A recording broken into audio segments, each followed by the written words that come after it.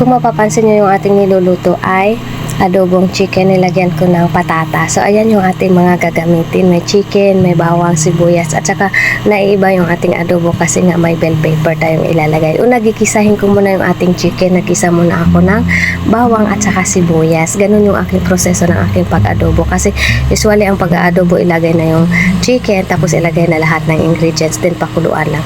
So ayan yung ginawa ko after natin nagisa yung bawang at sibuyas, inilagay natin yung ating chop na chicken. So ayan, gigisa muna natin ng maigi. So ginisa ko muna ng ginisa ng maigi yan, and nilalagyan ko yan ng pamintang buo ang ginamit ko at saka bay leaves, 3 pirasong bay leaves, and naglagay ako ng konting seasoning na magic sarap. So ayan, gigisahin ko muna siya hanggang sa mag-oil or maluluto yung ating chicken, wala ng hilaw, bago ko nilalagyan ng tubig yan. Ayan, nilagyan ko ng tubig, hindi ko na naipakita kung paano ko nilagyan ng tubig. Naglagay ako ng suka at saka asukal.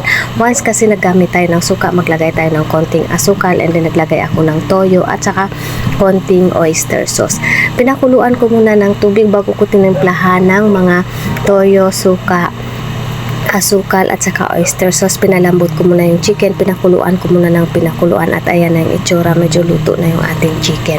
So ayan, konting luto na lang, sumalapot yung ating sauce ng ating chicken dahil nga pinakuluan, kasi kung direct natin lalagyan ng toyo, hindi maluluto ng maigi. So ganyan yung aking luto, nilagyan ko ng bell pepper na iba yung ating adobo.